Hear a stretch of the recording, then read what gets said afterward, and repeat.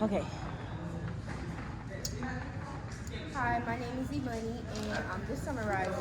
Oh, the summarizer. Hello, my name is Najim. I'm the one who will be answering a whole bunch of questions according to the book. Oh my god. Hi, my name is Kayla, and I'm No. the vocabulary person. Go. Hi, my name is Kamara, and I'm the illustrator. Okay, so we're supposed to be talking about chapters, right? Yeah. All right. So in chapter 1, it was a lot in chapter 1. She came home and them. I'm not gonna call them old ladies. 'Cause I'm not sure how old they were, but them ladies just gonna start getting on her like automatic, like say hey to me first. Like I would feel that way. I'll be like, say hey to me first. I know you happy to see me. To be honest, I think they was just jealous because probably she was very beautiful. Dr. Morgan, and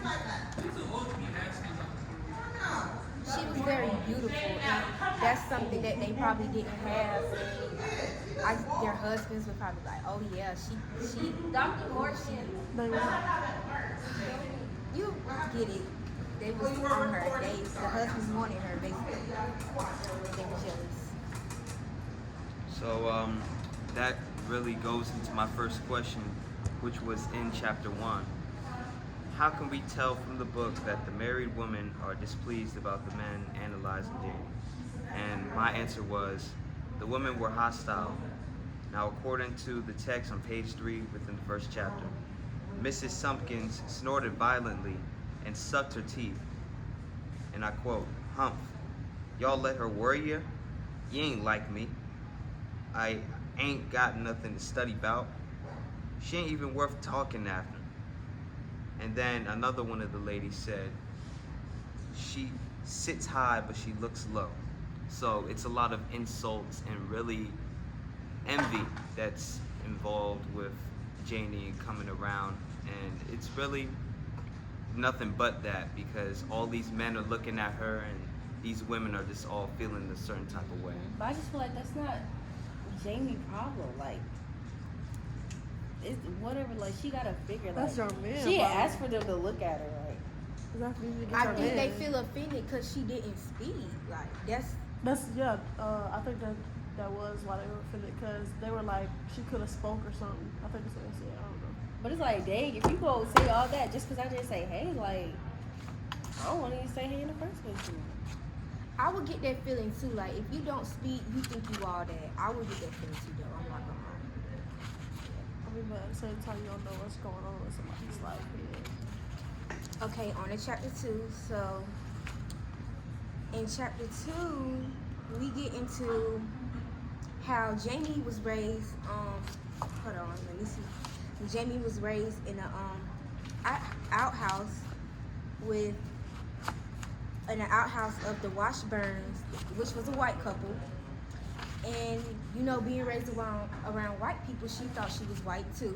So when she sees a photograph of her, she think, oh yeah, I'm this color.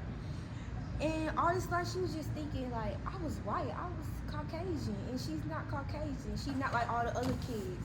And then she goes to school, but she gets bullied for being lighter, because she's a lighter skin color than most of the children there. They're blacker. Does that sound Darker? Darker. Also, and then so her nanny buys some land, so she could feel secure. And so as Jamie getting older, she started to get sexual awakened. So she start kissing, like she kisses this boy named Johnny, and her nanny catches her, and her nanny's like, "You're gonna marry you. Basically you being fast, you being grown. You being fast, you being grown." And so Jamie over here like, "No, please, like no, don't do it."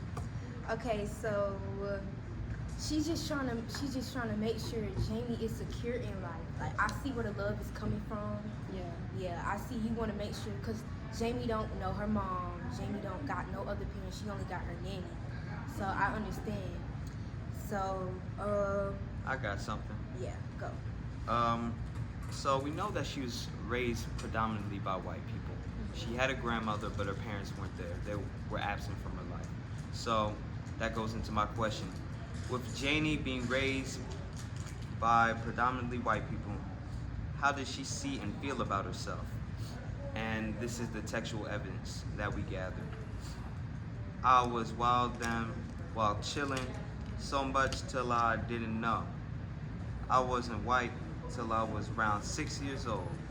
A man came along taking pictures. We looked at the picture and everybody got pointed out there. Wasn't nobody left except a real dark little girl. I couldn't recognize that dark Chile as me. So it's really significant that, you know, she doesn't even recognize herself at that point in time until she's 6 years old. Like, mirrors have been around, but you know, she looks at other people that aren't But, like like, her. So couldn't it's like you- I'm mentally she just develops the idea that she's white and whatever. So Wait, what was your question again? how does she see and feel about herself? So that's something that we all can answer. How do y'all think she feels about herself, knowing now that she's not what she thought she was? I don't know. She's probably feeling a little like shocked at most. At least since like this whole time she thought that like she was a white girl, and now she's just now realizing that, oh, I'm black. Like, wow, that's. Now she might have like some identity issues because of that. Because said that she might have some identity issues like as she gets older, and she may become a little insecure because for this long time she just thought that she was a white girl and may receive the same privilege as a white person until, you know, she realizes that boom, she's black. Got it. You want to say something? Oh, Share your illustration. I don't know. It might. I haven't answered what she said. Oh, okay, gotcha. It might. She probably. It's probably like a lack of understanding there. I don't know, because, like she said, the whole time she thought she was white, and when she finally realized that she was black, everybody laughed at her. So she probably feels made fun of. You got any words that stand out in the chapter? Or tell us the word. We gonna guess the definition. Okay, so I found this one in chapter 4 on page 26. Hold on, so y'all can get a little bit of context. Because I'm not gonna lie, when I read it at first, I don't know what I was thinking of. Okay, so the word is frizolity. I don't know if I even said that right. But in the book, it's used as, so Janie had told him, just as stiff as you is stout. If you can stand not to chop and tote wood, I reckon you can stand not to get no dinner. Excuse my frizzolity, Miss Killix, but I don't mean to chop the first ship. Okay, I'm guessing it means like abruptness. Like, you get what I'm trying to say? You know what abruptness means, right? Yeah. Sudden. That's why I mean, like, that's why I thought at first, like, to interrupt. But when I looked it up, the dictionary definition was indifference or a lack of interest. Oh. That's deep. So, do y'all want to? It's more in chapter 2, but do y'all want to go on chapter 3? I think We we can. could just, Okay, we're gonna go to chapter 3. Okay, so Jamie marries Logan in chapter 3, right? And she's worried that she won't come to love Logan, but all the older women are like, "You're gonna love him. Your love is gonna grow for him." And then, so 2 months after marrying Logan, this chapter is really short. There's nothing much really in this chapter. She meets Nanny and she explains to Nanny, like, I want something sweet in my marriage. I want love, romance, like all that. But then after she explains that to Nanny, 1 month after she meets Nanny, Nanny dies. Dang. Hold on. I wasn't expecting all that. Now that's abrupt. Right. That's That's very sudden. That's like a ironic twist. Dang. Yeah, I would kind of feel like I killed my Nanny. Like, Exactly. Yeah. Like, the amount of guilt that I would feel is crazy, bro. But what you think about it? I wasn't even expecting that. Like 1 month after, like, I'm sorry, but that guilt that I would have is gonna be crazy. Cause like, imagine going to sleep every night just knowing that. Then what if I would never told G-Mon this? Would never die. With me, I wouldn't like have felt guilt. I don't, especially like if it's just like, you know, her nanny was old, so like it was natural causes. But I probably would have been like I would have felt like I lost like my safe place, like the person I could go and talk to. Right, because that was really the only person she had. Mm. Yeah. You got a question? Like, I do have a question from I have 2 more questions. This one is from chapter 3, and then I have one of the teacher questions that I will address later.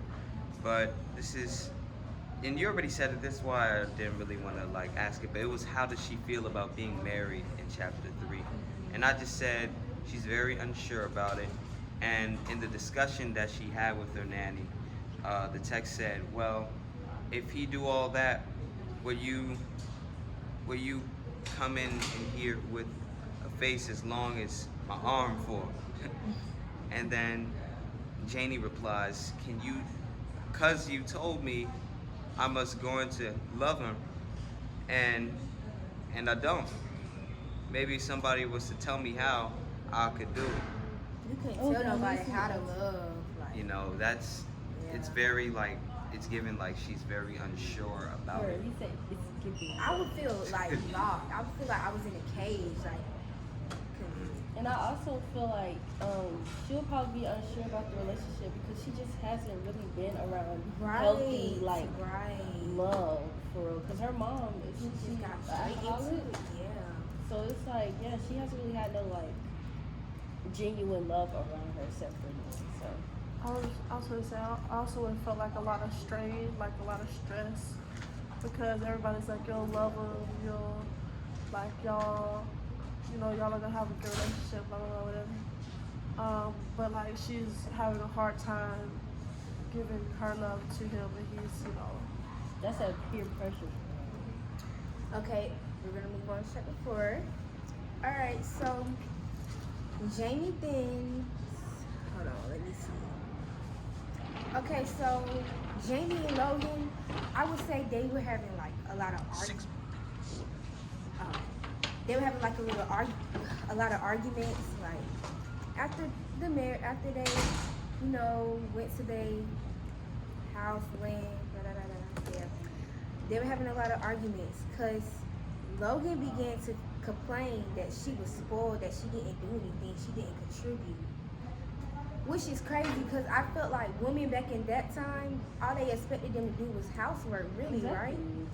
Okay, so when Logan leaves town to go get like a meal, 2 meals for them to start doing work on the field, Jamie meets this younger man. His name is Joe/Jody. They call him Jody, that's his nickname. So then she starts meeting Jody in secret. So Logan returns back home and Jamie threatens Logan that I'll move, I'll run away, I'll dupe on you real quick. Cause you trying to force her to do housework. I mean, do farm work. That's something for a man to do, honestly. That's how I feel. And then, okay, so they have a huge fight talking about that. So she leaves, she meets Joe/Jody at a secret location and they get married before sundown. I'm not sure which one, but and then they run away together. The thing with that, like, is like being married. Was that like not a legal thing back then? Like, was that not like? Because when you Yeah, get married, 'cause you gotta wasn't sign she- papers Right? and stuff. Wasn't she already? I thought that too. I was. Like, she didn't even divorce Wait, her so first oh husband. wait, so she did divorce Logan? No. They ran away. ran away. Sorry, Mr. Killix. Oh wait, was that the old man? Yeah, that was the Oh, old man. I would leave The too. one chopping wood. I would leave too. I just feel like still like Oh, that man was monstropulous. Much drop. What does that word Yeah, define that word. that's in the book. Yes, it was on Yeah, what page page is 7 of chapter 1. And at first, like, I thought, just from looking at the word, I thought it meant like something like big or like gigantic. But it actually means something old and ancient. Ooh. That's crazy. But hold on, like, in the way it was used, like, Very much chocolate. Is that how you say it? yes, like, come on now, like, you would think, like, I'm gonna start using that word. I'm like, you much chocolate lady. Okay, so on this chapter 5, are y'all ready? Yeah, to move we're on? ready for chapter 5. Okay, so Jody and Jamie reaches Eatonville. Do y'all know where Eatonville? That's Florida, right? I believe so. yeah. Okay, so Jody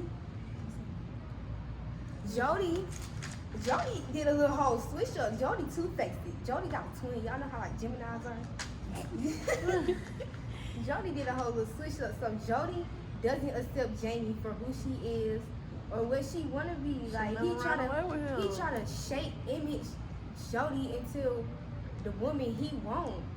And She never ran away. I didn't get to write this, but I gotta think of it. So I think I'm not sure because okay, basically he gets mayor, right? Did y'all read that? Did he get mayor in chapter 5? Back it up, y'all. Back it up. We could just Yeah, chop we this can. part off. we can do it,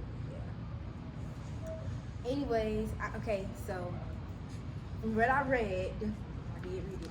He gets mayor and he doesn't want. She really starts to find out. She really starts to figure out who Jody is when he don't want her to make a speech. Like he don't want her to talk. Like he's shutting her up. Like don't say nothing. Like he kind of like he embarrassed to her. Like so. She never ran away with him. Like, All these men really just doing Jody wrong, for real. she choosing the wrong one. Yes, I feel like, but you gotta go through, like, that's life. You gonna make mistakes. You gonna meet people that teach you things. From chapter 2 on page 8, there was devilment, and I just assumed that it meant bad or wrongdoings because the devil was bad and had the devil in it. I just put 2 and 2 together. But when I looked it up, it said reckless or malicious behavior that causes discomfort or annoyance in others. So, man number 2, definitely a devilment. Okay. For chapter 3, I got lonesome. I kind of already knew what this one was. On page 22, my guess was lonely and She was both at the same Oh. time. and the dictionary definition basically just like gave a more stretched out version of lonely. And it said sad as a result of lack of companionship or separation from others, so basically lonely.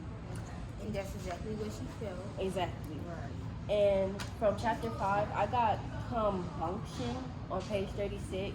And my best guess was failure, but when I looked it up, it didn't have no dictionary definition, but it did say that a type of phrase that is close to it is son of a gun. Or like son of a, like that. So, Crazy. Question? Okay, for my last question, this was a question that each and every group member answered. What's your, and this is the teacher question, so I selected this one. What is your group's reaction to the dialect used in the conversations in the book? Our group felt like the dialect gives us a good idea on the time period and the location of the story, which is the South. Yeah, This is the feel like- deep, deep South. Mhm. But before, hold that. You'll be able to say it. You'll be able to say it. But because we need to share our ideas with each Okay, other. yeah, go. But we also are aware that because of their race and lack of education and proper resources, they may seem like they're illiterate or, you know. But would you like to No, elaborate on that? because we gotta go back there. So your illustration. My illustration is illustrating her loneliness. Like, no matter who, like, she's with, like, she feels like they don't complete her. In my opinion, like, I don't know, that's her sitting on the bench, lonely. By herself. It's a bad feeling.